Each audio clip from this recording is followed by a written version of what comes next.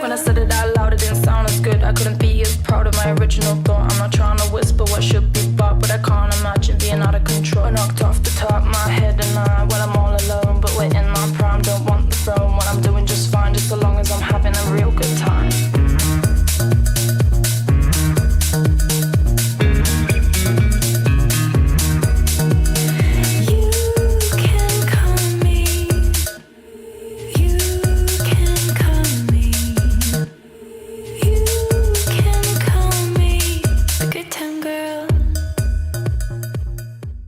Buonasera a tutti e a tutte e benvenuti alla premiere della mostra fotografica di PCM Decontestualizzare paesaggi con macchina fotografica. La mostra è stata realizzata dagli studenti e dalle studentesse del secondo anno del corso di studi in DAMS, UniUd, nell'ambito del corso di Storia e Tecnica della Fotografia, di cui io, Caterina Martino, sono docente in questo anno accademico. Porto agli studenti e alle studentesse coinvolti nel progetto didattico i saluti e i complimenti della professoressa Maria Pia Comand, che è anche coordinatrice del corso di laurea in DAMS, che non è presente stasera a causa di altri impegni. Il mio, in verità, sarà un intervento brevissimo, che vi darà alcune informazioni generali sul progetto didattico. E subito dopo di me sarete poi introdotti ai dettagli della mostra da parte degli altri relatori. Partirei col dire che in verità questo tale progetto è decisamente figlio della DAD. È proprio la DAD che mi ha permesso in verità di insegnare a oltre 1000 chilometri di distanza, senza aver visto in 3D i miei studenti e le mie studentesse, senza averli conosciuti dal vivo e senza aver vissuto gli spazi universitari. Eppure si è rivelata un'esperienza molto bella, da cui è nato l'ambizioso progetto che vi presentiamo questa sera. E forse senza la DAD tale progetto avrebbe avuto una forma completamente diversa.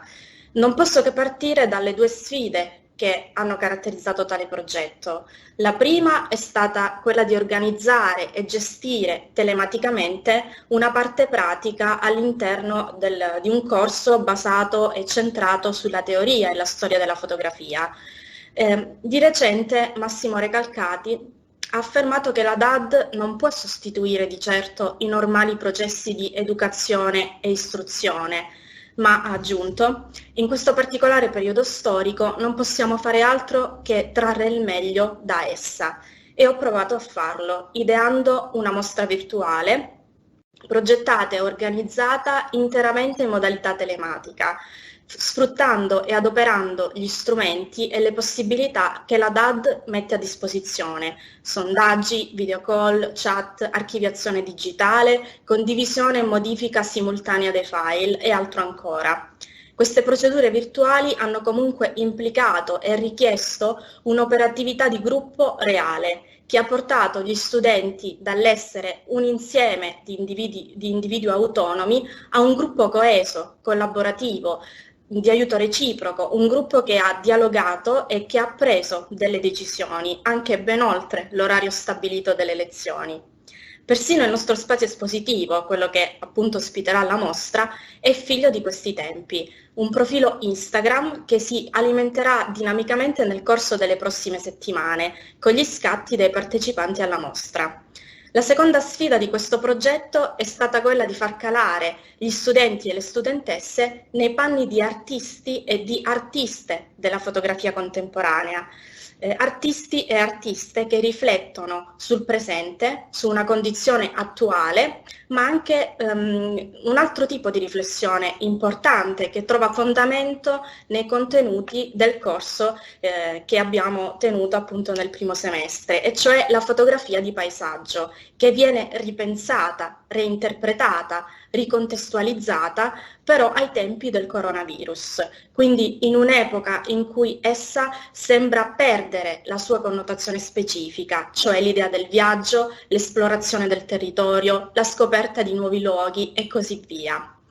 In più, Oltre al lavoro di gruppo, che io ho solo accennato, ma tutti gli aspetti organizzativi della mostra vi verranno illustrati fra poco, gli studenti e le studentesse hanno lavorato individualmente, realizzando un progetto fotografico, cioè lavorando a un'idea di paesaggio, una modalità di rappresentazione o costruzione del paesaggio. E questo progetto fotografico ha trovato la sua forma concreta nella serie fotografica, quindi nella sequenza di scatti che è stata definita da Luigi Ghirri, grande e importante fotografo italiano contemporaneo, come narrazione per immagini. In realtà non voglio dilungarmi oltre, perché credo che sia importante lasciare spazio ai veri protagonisti di questo evento. Questa sera interverranno alcuni di loro, si faranno portavoce per l'intero gruppo di studenti e studentesse che hanno realizzato la mostra. Seguiranno quindi i curatori della mostra, Chiara Brandolin, Matteo De Sabata, Marco Mininel, e in seguito ascolteremo Miriam Cechet e Lorenzo Dell'Agnese, che ci mostreranno più nel dettaglio come funziona una serie fotografica, come funziona una narrazione per immagini. Aggiungo anche che al termine di questa presentazione speriamo di avere tempo per ricevere domande o curiosità da parte di chi ci sta seguendo. Grazie e buon proseguimento. Buonasera a tutti, io sono Chiara Brandolin e parlo come curatrice. L'idea di una mostra fotografica progettata e realizzata in toto da noi studenti è stata sin da subito accolta con enorme entusiasmo da tutti. La professoressa Martino in questo progetto ha avuto un importante ruolo di supervisore ma anche di consigliere, lasciando però libero spazio a tutti noi studenti per agire come artisti e anche per compiere scelte come organizzatori. È iniziata quindi così la nostra avventura nella realizzazione di questo progetto. 50 persone che a distanza hanno collaborato e allo stesso tempo hanno lavorato individualmente per realizzare uno scopo comune. Non è stato semplice, sin da subito però sono stati definiti ed assegnati dei ruoli, costituendo così dei sottogruppi di persone per coordinare, gestire ed organizzare i vari dettagli della mostra con la maggiore attenzione possibile. Noi curatori, il gruppo composto da me, quindi Chiara Brandolin, Matteo De Sabata, Marco Mininel, il nostro compito è stato quello di pensare e decidere il percorso tematico e visivo della mostra, cercando una sorta di fil rouge che unisse e valorizzasse tutti i lavori e che creasse in qualche modo un percorso per guidare lo spettatore in uno spazio virtuale. Proseguendo con le diapositive, abbiamo i social media manager, altro gruppo formato da Erika Zamparo, Gabriele Favento e Michela Gerolini. Questo gruppo ha avuto il compito di strutturare il nostro spazio espositivo, ovvero l'account Instagram, che ospiterà le serie fotografiche, ma anche di stabilire una strategia social per una migliore diffusione, promozione e comunicazione. Passando avanti con le diapositive, abbiamo le graphic designer, Ilaria Zanelotto, Martina Saladino e Cristina Castenetto. Queste ragazze hanno lavorato all'identità visiva della mostra, partendo dal logo, quindi nella diapositiva successiva, gentilmente. Ecco qui, questo è il nostro logo che vi presentiamo stasera qui in diretta. Che hanno appunto queste graphic designer hanno iniziato lavorando appunto sul logo e curando anche gli altri aspetti grafici dell'evento. Altro team importante è stato quello composto da Martina Ciasullo e Ajad Noor, che facevano parte del team dei produttori, che hanno coordinato tutto il gruppo di studenti e tutte le attività di organizzazione e progettazione della mostra, assieme al nostro redattore delle task list, Paolo Danelone. E quindi siamo oggi felici di essere qui con voi finalmente ad inaugurare e presentare la mostra virtuale dal titolo già noto DPCM, acronimo di appunto decontestualizzare paesaggi con macchina fotografica. L'idea è stata proposta dal nostro collega Andrea Testa ed è stata votata dalla maggioranza degli studenti con un democratico sondaggio. L'idea allude appunto alla sigla giuridica che prima del 20 marzo probabilmente era conosciuta solamente dagli esperti del settore, ma ora in realtà è diventata, è diventata parte del lessico quotidiano. Proseguendo, possiamo affermare che forse il titolo sarà sembrato a qualcuno ridondante, però infatti è circa da un anno che le nostre vite sono scandite dai DPCM, ma noi abbiamo voluto giocare ironicamente con questo acronimo, emulando o comunque ispirandoci ai giochi di parole in stile duchampiano. Abbiamo quindi, proseguendo con le diapositive, perdonatemi, abbiamo quindi strappato l'acronimo DPCM al suo contesto abituale e abbiamo dato un nuovo significato orientandolo ad una riflessione sul destino della fotografia di paesaggio ai tempi del coronavirus. Quindi una riflessione sull'attualità, ma anche sulla condizione della nostra esperienza e della nostra esistenza e sulle nuove frontiere della fotografia appunto di paesaggio. Ma allo stesso tempo possiamo dire che è stata una scelta con una doppia forma di decontestualizzazione, come appunto indicato con la prima lettera del nostro titolo, D come decontestualizzare per l'appunto. Da un lato, infatti, è un termine che passa dal contesto giuridico a quello artistico. Dall'altro, invece, le nuove forme e le nuove prospettive della fotografia di paesaggio, che solitamente è associata all'idea di viaggio, di esplorazione, di scoperta, di osservazione di uno spazio, di un territorio, di un ambiente. Ormai, invece, adesso è costretta a fare i conti con restrizioni e limitazioni fisiche di movimento. Proseguendo con la diapositiva, gentilmente, possiamo dire che quindi decontestualizzare, ovvero astrarre e estrarre, isolare, togliere il paesaggio dal suo contesto consueto, quindi quello naturale, urbano, industriale e quant'altro, quindi privarlo delle sue caratteristiche più peculiari o stereotipate e rifondarlo, ripensarlo, reinterpretarlo in un contesto nuovo attraverso appunto la macchina fotografica, perché come insegna Robert Adams, uno tra i più importanti fotografi americani che hanno scritto e pensato il paesaggio contemporaneo, la fotografia è un modo per riconciliarci con il mondo. Chiederei gentilmente di proseguire con la prossima slide. E quindi io concludo il mio intervento informandovi che da domani 22 gennaio quindi inizierà la mostra vera e propria con la pubblicazione del primo post sulla pagina di Instagram, appunto pagina della mostra, come leggete qui, DPCM Mostra Fotografica. Dunque vi aspettiamo ogni giorno da lunedì a venerdì alle 14:30 sulla pagina Instagram dove per l'appunto quotidianamente verrà pubblicata una serie fotografica. Passo quindi la parola al mio collega Matteo De Sabbata, sempre facente parte del gruppo dei curatori, che vi illustrerà più nello specifico tutto il lavoro curatoriale della mostra. Eccomi, grazie Chiara. E appunto, come detto, io vi illustrerò molto in breve il lavoro curatoriale. Ci tengo a fare prima di tutto un ringraziamento a tutti i nostri colleghi che ci hanno molto aiutato nella realizzazione di questa mostra. Ci tengo a dirlo perché questa è stata anzitutto un'esperienza di tipo formativo. Nessuno di noi è un professionista, nessuno di noi tre è un curatore nella vita, nessuno è un produttore, però la cosa che secondo me è molto bella è il fatto che ci siamo davvero messi in gioco e dato il massimo per cercare di creare questo progetto. Andiamo avanti con la slide, per favore. Il percorso curatoriale in se stesso è stato gestito in step.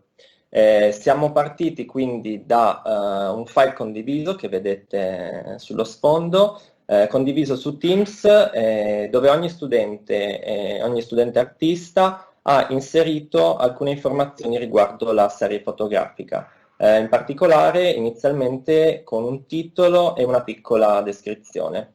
Già in base a questo, noi tre curatori ci siamo mossi per cercare di capire, inizialmente senza vedere effettivamente le foto, che cosa ogni studente stava cercando di realizzare.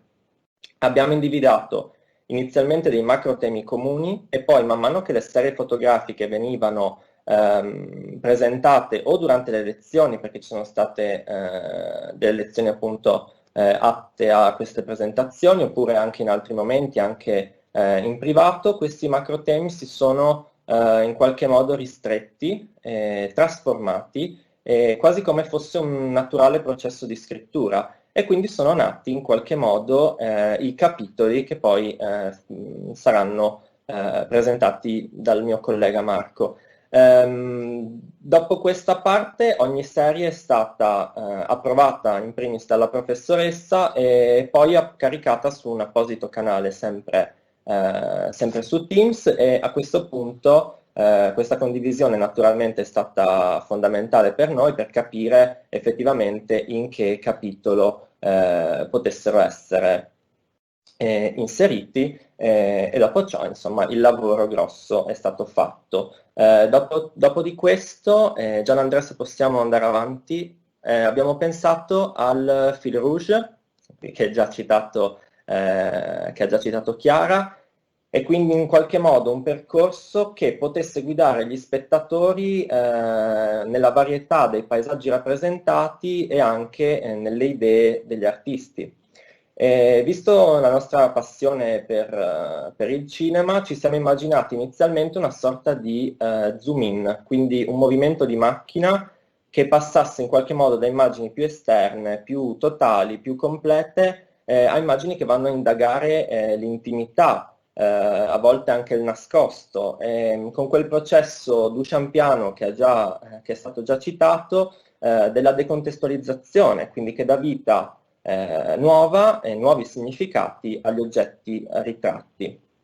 Quindi poi i capitoli si alterneranno in questa sorta di zigzag, partendo dalla finestra, quindi dagli orizzonti, l'elemento primogenio della fotografia e anche del cinema, e poi le contaminazioni, ovvero le serie in cui la fotografia dialoga con se stessa e con altre arti, dopodiché gli spazi interni, quindi la dimora come nuovo ambiente o da esplorare o anche da reinterpretare, successivamente esperienze, operazioni artistiche più concettuali, poi infine i paesaggi fittizi e i racconti, le storie. Però di questo vi parlerà meglio Marco. Se possiamo andare alla prossima slide, dove vediamo già alcuni esempi. Noi in ogni caso abbiamo pensato e trovato che questo percorso dall'esterno all'interno in qualche modo possa essere una buona metafora anche del percorso che ognuno di noi come fotografo artista ha dovuto affrontare in qualche modo per realizzare la propria serie fotografica. Infatti, come ha già detto anche la professoressa, abbiamo dovuto in qualche modo capovolgere il concetto abituale di paesaggio, capovolgerlo e restringerlo dentro a dei confini ben precisi, diversi di quelli dove solitamente si muove il fotografo di paesaggi, quindi niente esplorazioni, niente posti nuovi. Quindi da questi confini che ci sono stati imposti a causa della pandemia, anche giustamente, in qualche modo abbiamo creato un nuovo spazio. In particolare abbiamo notato anche alcune tematiche trasversali rispetto alle serie. I capitoli, come vedrete con il collega Marco, sono stati pensati pensando allo stile in qualche modo e all'idea, però ci sono delle tematiche comuni che molte serie evidenziano. Ad esempio in queste 4 foto che vediamo possiamo riconoscere tranquillamente il confinamento, la solitudine, in qualche modo la perdita della speranza, la desolazione di una casa vuota, di una strada vuota, di una città vuota.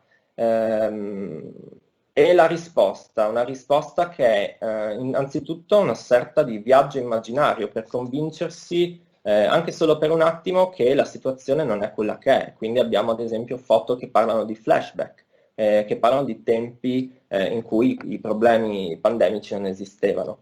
Cambiamo slide. Il risvolto della medaglia, secondo me più positivo, risiede nel fatto che molte serie mostrano in qualche modo un risveglio del sé.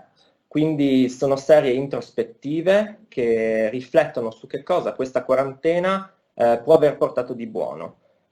Quindi di nuovo la riscoperta del sé, delle proprie passioni. Abbiamo moltissime serie che raffigurano musica, film, ma anche libri, letteratura e anche sport. Insomma, uno sguardo ottimista su come poter affrontare una situazione che altrimenti sarebbe angosciante. Un altro punto molto presente, che mi preme particolarmente sottolineare, è l'aspetto della natura e del rapporto tra fotografo e natura. Anche qui, come dicevo già prima, a proposito dei confini, molti hanno riscoperto una natura che non è quella delle riviste, non è quella di National Geographic, ma è una natura usuale, comune, quasi noiosa, quasi appunto comune, che però la situazione attuale, imponendoci di vederla e di rivederla, ha dipinto di un fascino tutto nuovo. E a tal proposito vi lascio con una inflazionatissima citazione di Marcel Proust, che è, se possiamo andare alla slide successiva, ed è questa: il vero viaggio di scoperta non consiste nel cercare nuove terre, ma nell'avere nuovi occhi. Ecco, in qualche modo credo che noi studenti abbiamo capito molto bene questo concetto e abbiamo trasformato in qualche modo delle visioni comuni in arte vera e propria. Con questo io vi lascio al mio collega Marco che vi parla dei capitoli. Grazie mille Matteo. E per quanto riguarda invece la struttura vera e propria della mostra, la nostra mostra si ispira ad un'altra importante mostra fotografica, ovvero quella ideata e curata da Edward Steichen per il MoMA nel 1955 dal titolo The Family of Men. La suddivisione in capitoli non è stata semplice, infatti pur facendo capo ad un unico tema, ovvero il paesaggio all'epoca della pandemia, tale paesaggio è stato declinato in diverse forme e tecniche e stili. I capitoli, che in totale sono 6, come avete potuto vedere anche grazie al trailer iniziale realizzato da Lorenzo Dell'Agnese, sono stati pensati in relazione ai temi affrontati durante il corso di storia e tecnica della fotografia tenuto dalla professoressa Martino e seguito durante il primo periodo, primo semestre accademico. La prossima slide, grazie. Il nostro punto di partenza non poteva che essere la finestra, quindi un vero e proprio richiamo alle origini di questa meravigliosa arte. Lo sguardo al di fuori della finestra di casa, delle serie fotografiche presenti in questo nostro primo capitolo, trova il suo antenato nello sguardo di Niepce e nella sua famosissima Vista dalla finestra Legras, realizzata nel 1826 e nota anche come prima fotografia mai realizzata. Prossima slide. Quindi la finestra di Niepce ha catturato per la prima volta l'orizzonte. Alcune serie presenti in questo capitolo iniziale mostrano orizzonti fiduciosi, radiosi, anche speranzosi. Prossima slide. Mentre altre mettono in evidenza e vogliono sottolineare orizzonti opprimenti e gravosi. Infatti, come degli uccelli in gabbia, rivolgiamo lo sguardo al di fuori in cerca di libertà, condizione però preclusa a causa del Covid. Prossima slide. Nei suoi scritti Luigi Ghirri definisce la fotografia come opera aperta, ovvero egli vuole sottolineare questo carattere interdisciplinare tipico della fotografia ovvero la sua capacità e necessità di attingere e ispirarsi alle altre arti.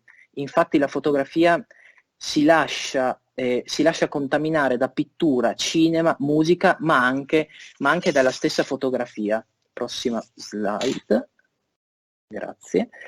Le serie presenti in questo capitolo, che appunto abbiamo denominato contaminazioni, sono delle vere e proprie contaminazioni, nel senso che la loro realizzazione è stata ispirata e contagiata da queste altre arti.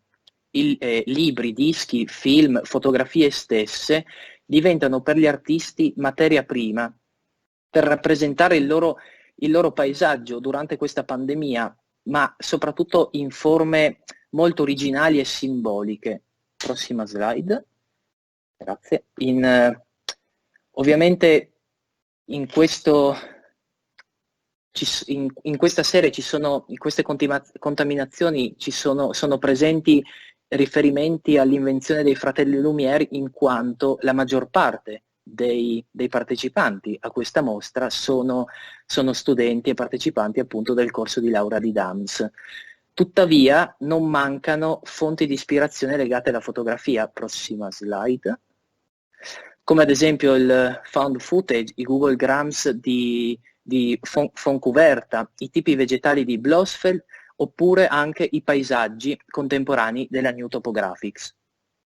Prossima slide. Edward Hopper, prossima slide, grazie. Edward Hopper affermava: quello che vorrei dipingere è la luce del sole sulla parete di una casa. Hopper è stato un grandissimo pittore statunitense della prima metà del Novecento, ed egli creava le sue opere con espedienti fotografici e cinematografici.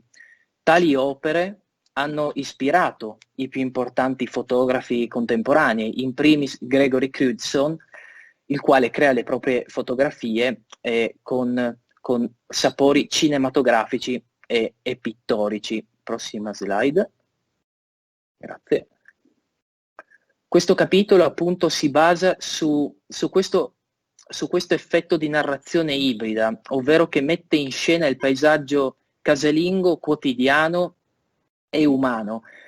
L'interno della propria casa durante il lockdown, appunto, che fa riferimento il nostro titolo, Limiti, mostra, proprio come nei quadri di Hopper, il senso di solitudine, smarrimento e anche sconforto vissuto in questi periodi, in questi mesi difficili.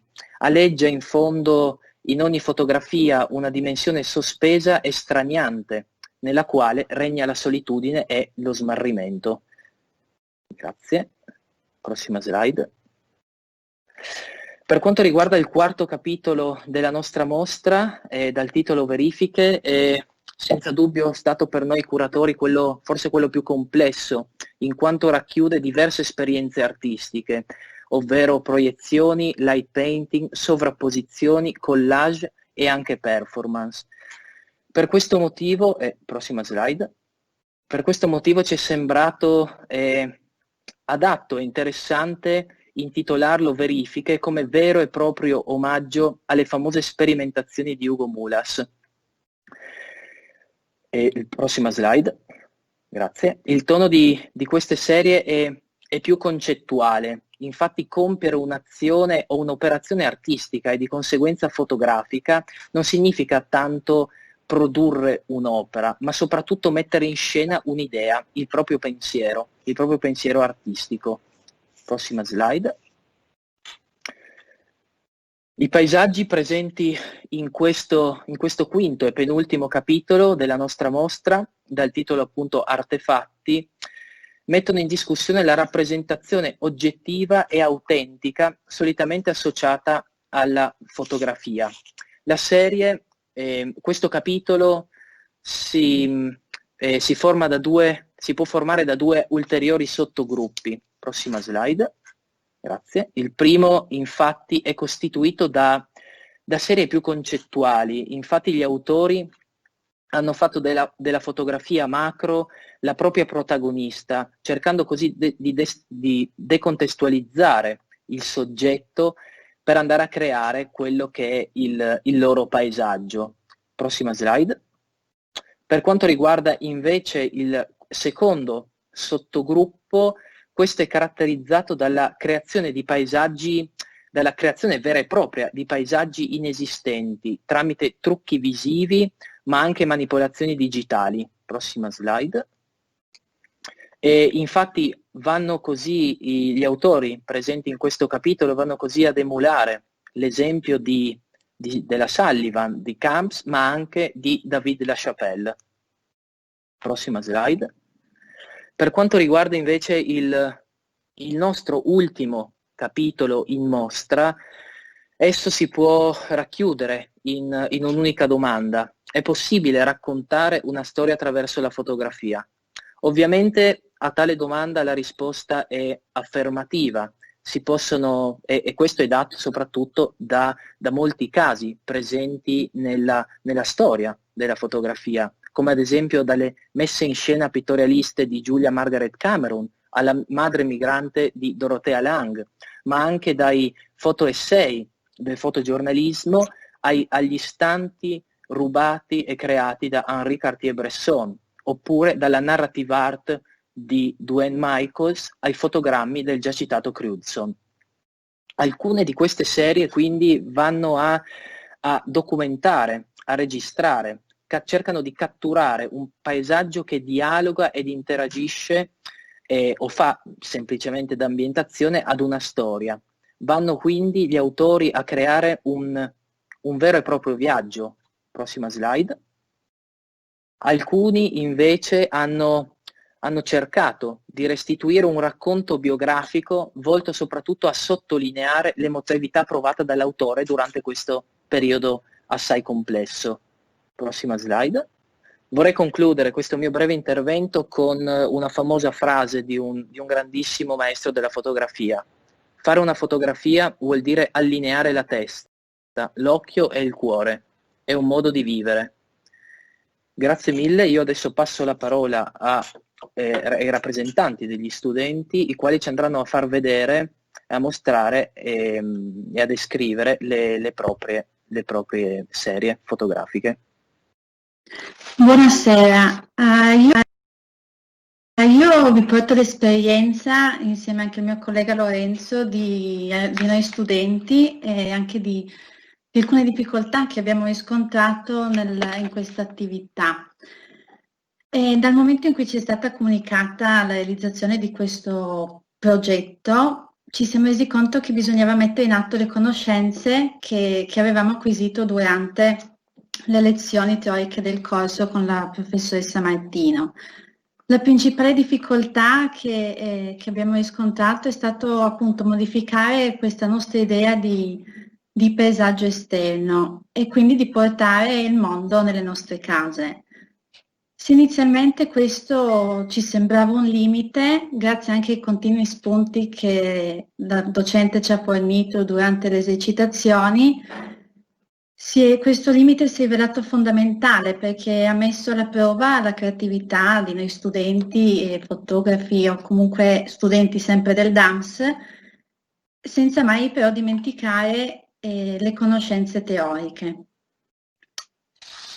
Il titolo della mia serie fotografica, che è composto da 4 fotografie, si intitola Never Give Up, ovvero non mollare e non cedere.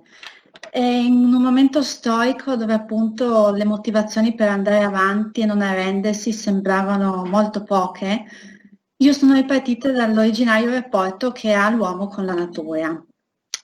Never Give Up è questo l'atteggiamento e lo spirito e l'auspicio da cui sono voluta partire per realizzare il mio progetto.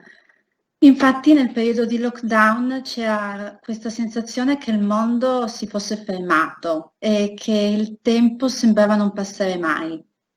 Per un certo punto mi sono resa conto che affacciandomi a una semplicissima finestra della mia casa, la natura mi inviava un promemoria, mi ricordava che il mondo al di fuori delle nostre case, che erano diventate delle gabbie, delle prigioni, il tempo e la vita andavano avanti.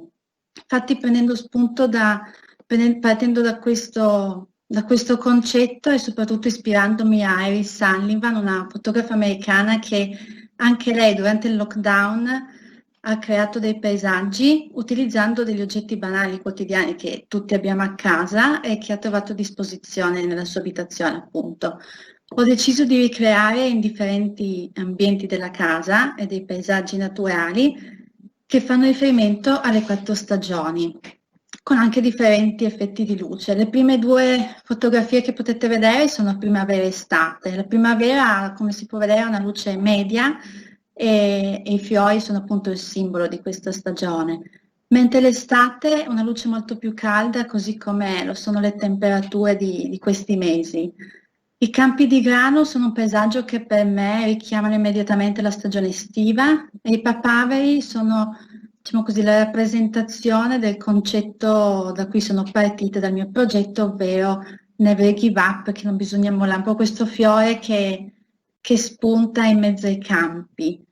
Nella prossima slide, grazie, troviamo le altre 2 stagioni, ovvero autunno e inverno. Autunno di nuovo c'è una luce media. Ho utilizzato un quadro che ho in casa e che rappresenta il tipico paesaggio classico autunnale e in primo piano, ma sfocate, ci sono delle foglie dai classici colori autunnali. L'inverno invece ha una luce molto fredda e lo sfondo riprende sempre questa freddezza dell'inverno, delle sue temperature e richiamano anche appunto alla neve, come si può vedere. Io con questo vi lascio, vi ringrazio per l'attenzione e vi lascio al mio collega Lorenzo. Buonasera a tutti, se possiamo passare alla prossima slide. Oggi vi spiego in pratica come è nata la mia serie fotografica. Diciamo che ho voluto in questa serie fotografica descrivere la mia sensazione durante la quarantena al Covid, perché io sono stato positivo al Covid verso ottobre 2020, proprio durante il corso di fotografia. E in pratica la prima cosa che mi è venuta in mente quando mi hanno detto che dovevo fare delle foto paesaggistiche è, genericamente si intende come foto paesaggistica il fatto di fotografare ampi spazi, di viaggiare, di uscire fuori di casa e in pratica mettere tutto a fuoco in modo che sia tutto chiaro. E tra me pensavo, in pratica è l'incontrario di tutto quello che abbiamo vissuto fino adesso. E la cosa difficile è stato mettere in relazione il lockdown con le foto paesaggistiche in sé. Quindi, tra me e me ho pensato, proviamo ad intendere la mia quarantena come un viaggio. E quindi per fare un viaggio, effettivamente, ho creato il mio mondo, dove si può vedere nella foto in alto a destra, che è il risveglio. In pratica, sopra c'è una mascherina che fa da palpebra ed è come se mi risvegliassi all'interno di un mondo nuovo in cui non ci sono mai stato. E questo qui mi fa paura, mi fa curiosità, però non so effettivamente dov'è la fine di questo viaggio. E le foto seguenti invece, diciamo che sono delle foto ricordo, mettiamo, delle foto ricordo come se fosse una vacanza, come se fosse una vacanza, oppure diciamo come se fossero degli angoli in un mondo da scoprire. La seconda foto è il contagio, grazie, la seconda foto è il contagio e diciamo che ho pensato la prima cosa che si pensa durante la quarantena, ovvero non contagiare i propri cari che vivono con sé. E l'emblema di questa cosa qui è la maniglia, ovviamente, perché anche se si è chiusi nella propria stanza, per uscire, per andare in bagno, per mangiare, bisogna comunque toccare la maniglia, aprirla. È l'unico modo di abbattere le barriere verso l'esterno.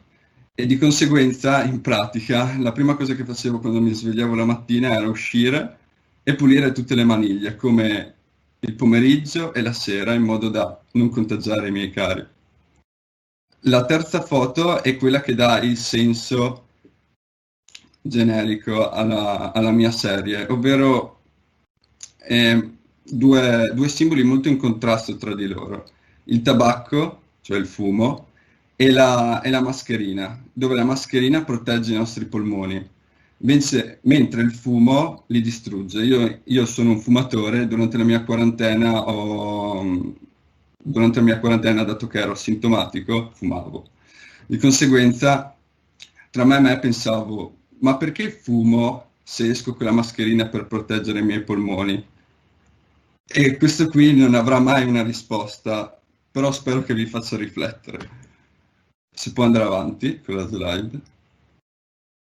Ecco, la quarta foto, quella in basso a destra, rispecchia in pratica la quarantena inoltrata. Quando si passano tanti giorni in una stanza c'è un senso di inutilità, infatti la foto si chiama inutilità. È un senso di vuoto, una ricerca di novità, inutilità sia per noi stessi che per gli altri. E questo qui mi ha ricordato molto le sensazioni degli anziani pensionati all'interno di RSA o di case di riposo che sono alla fine della loro vita e pensano di essere inutili, pensano di non poter dare più nulla, ma questo qui è soltanto un fatto mentale. È come se fossero mentalmente sempre in lockdown e quindi mi sono sentito in questo modo qua. La quinta foto, ovvero la luce fuori dal tunnel o il giorno X, in pratica la X simboleggia il numero 10 romano, che in pratica sono i 10 giorni di quarantena che bisogna fare legalmente. E X è il simbolo che si mette sopra il calendario per ricordarsi il giorno in cui fare l'ultimo tampone. C'è tutto un contorno scuro intorno alla luce, proprio perché si ha paura di questo ultimo tampone, sperando che sia negativo, sperando che sia la fine. Invece l'ultima foto, quella in alto a destra, è schiacciato dalla libertà. Ovvero in pratica, quando si passano tanti giorni all'interno di una stanza, si vuole uscire, si vede la libertà in modo materiale, e pensando come se uscendo allora riacquisti la libertà che avevi prima, o riacquisti la libertà che non avevi in generale. Ma in realtà la libertà è più un fatto mentale, perché uscendo mi sono detto, adesso cosa faccio in generale? Cosa faccio? Cosa posso fare? Cos'è che mi rende libero effettivamente? Questo qui mi opprimeva, me lo sentivo come un dovere. E tra me e me ho pensato che forse ero più libero dentro una stanza da solo con me stesso che all'esterno con la gente che è intorno. E questa è la fine della serie. E vi auguro una buona mostra. Riprendo io la parola, ringrazio i ragazzi che sono intervenuti questa sera, i ragazzi e le ragazze. E ovviamente il compito, come ho spesso detto loro, dei curatori è molto bello, piacevole, ma anche molto difficile, per cui questa sera gli è toccato, diciamo, questa parte, però credo che sia stata interessante. Ringrazio anche Lorenzo e Miriam per essersi messi in gioco e averci fatto vedere in diretta i loro lavori. Chiaramente tutto quello detto stasera serve a incuriosire voi che ci state seguendo, sperando che appunto poi seguirete il nostro account Instagram. Vi abbiamo dato giusto alcune informazioni generali, spero però siamo riusciti a descrivere l'identità e le caratteristiche della mostra. Io chiedo se per caso ci fossero delle domande da parte di chi ci sta seguendo su Teams o su Facebook, curiosità, qualsiasi cosa voi vogliate chiedere ai ragazzi che hanno partecipato a questo progetto didattico. Anzi, dato che ho io anche il compito di presentatrice, posso già dirvi di averne letta qualcuna su Facebook e prendo anche il compito di leggerla e la rivolgo a voi che siete qui con me, ma eventualmente richiamo anche, mi stanno sentendo, all'intero gruppo di studenti e studentesse che hanno partecipato alla mostra e che ci stanno guardando. E Angela Dario ci scrive: vorrei fare una domanda un po' a tutti gli studenti. Qual è stata la sfida più difficile da affrontare come artisti durante la pandemia? Volete provare a rispondere voi? Magari poi qualcuno del gruppo vuole intervenire, ce lo scrive così lo facciamo aggiungere immediatamente. Cominciate a dire qualcosa voi, intanto qualcuno... Io credo che la sfida più grande durante la pandemia dal punto di vista fotografico sia stata proprio per l'appunto rimanere in un confine ristretto. Io sono per passione un amante di fotografia, di paesaggio, di natura, quindi mi piace molto andare in giro liberamente a scattare proprio a seconda di quello che sento. E il fatto di dover rimanere nel confine della mia casa o comunque del giardino, avendo la fortuna di averlo, è stata un attimo limitante come appunto, come sensazione proprio, un limite che ho sentito proprio a livello mentale, come diceva prima Lorenzo per quanto riguarda la questione della libertà, una questione proprio a livello mentale. Però allo stesso tempo è stata anche un modo per mettermi in gioco, per cercare di trovare delle alternative, di cogliere il bello che c'era e le opportunità che poteva darmi questa situazione apparentemente comunque difficile ed impegnativa, ma allo stesso tempo appunto nuova. E quindi sì, trovare le novità, le caratteristiche positive che potevano esserci in una situazione del genere. Spero di aver risposto abbastanza esaustivamente alla domanda. Qualcuno di voi vuole aggiungere qualcos'altro su questo aspetto? Però abbiamo anche una domanda per i curatori, sempre da Angela Dario.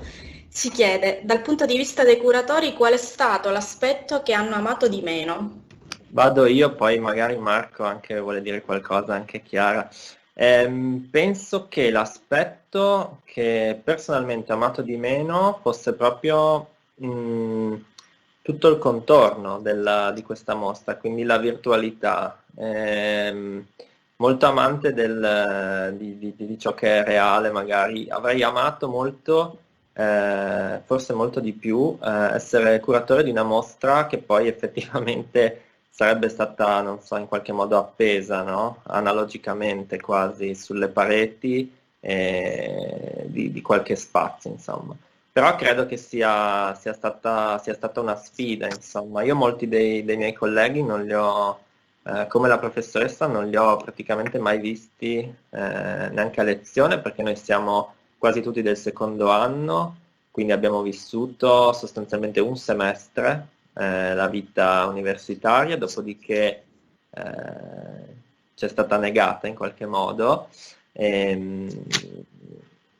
E insomma, un po' come tanti ci siamo anche sentiti in qualche modo messi da parte. Sicuramente queste iniziative aiutano, perché aiutano la vita universitaria, aiutano i contatti, sicuramente, però allo stesso tempo sono una limitazione molto pesante a tutto ciò che potrebbe essere stata una mostra del genere.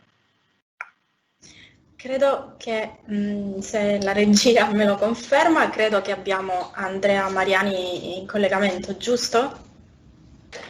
Giusto, buonasera a tutti. Scusate, io in realtà mi sono perso l'inizio perché sono in viaggio, sono in collegamento in diretta da un autogrill in questo momento. Ciao Andrea, più paesaggio così. Io grazie innanzitutto a Caterina per il lavoro che sei riuscita a fare. Io ho giusto visto quest'ultima parte, ma che mi ha già fatto assaporare insomma quello che è stata, e sicuramente comunque la riprenderò perché come sai c'è un gruppo di ragazzi che sta seguendo in questo momento la nostra piattaforma social e su questa mostra noi torneremo, su questo vernissage, perché è stato un evento un po' sperimentale e che ci ha convinto e ancora di più adesso, e quindi insomma è stato un bel apripista sicuramente insegnerà e ci insegnerà a fare e a organizzare nuovi eventi di questo tipo, perché davvero sono molto contento di quello che sto sentendo in questi ultimi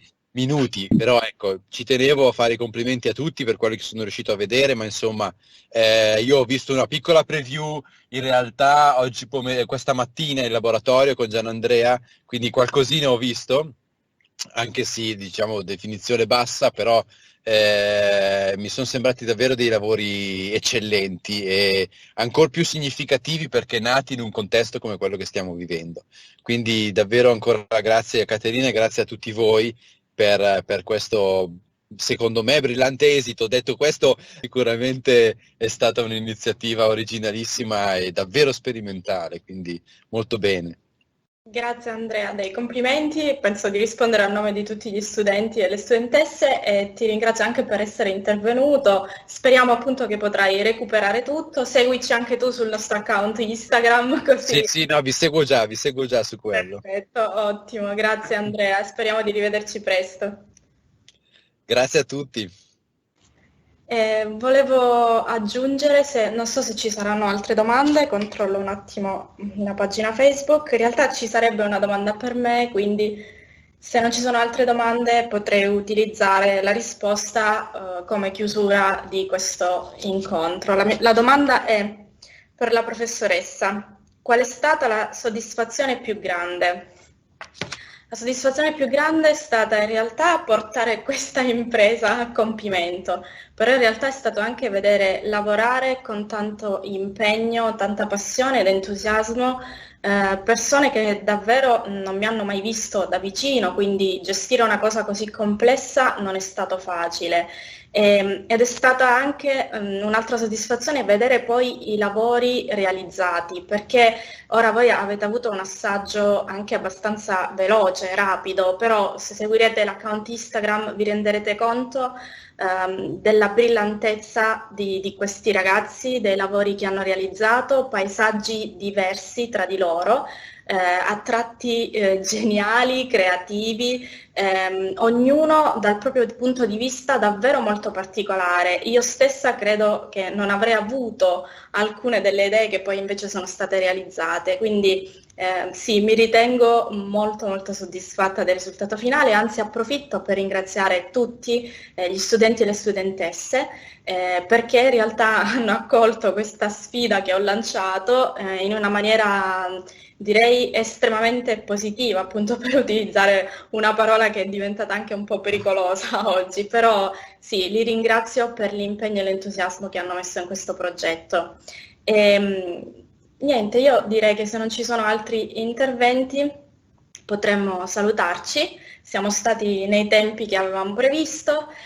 Speriamo che questo evento vi sia piaciuto, vi invitiamo nuovamente a seguire la nostra pagina Instagram di PCM_mostra fotografica, i post usciranno a partire dalla giornata di domani, quindi vedrete il vivo della mostra. Prima di chiudere voglio in realtà effettuare un ultimo ringraziamento, il primo va allo staff tecnico che ci ha concesso oggi di andare in onda, capitanato da Gianandrea Sasso, ringrazio Andrea Mariani per essere intervenuto, ringrazio in realtà anche e molto Maria Pia Comand perché in questi giorni io ho seguito il gruppo di studenti ma di fatto lei poi ha seguito me, quindi la ringrazio, quando poi rivedrà la registrazione sentirà. Vi auguro una buona serata e vi ripeto, seguiteci su Instagram, buona serata a tutti e buona serata a tutti quelli che sono in onda, anche il resto del gruppo che non è stato qui, quindi non è stato visibile, ma c'è, è un gruppo tra l'altro 50 studenti, quindi abbastanza corposo, li saluto tutti. Buona serata e grazie per aver seguito. A presto, grazie Caterina, grazie a tutti, arrivederci.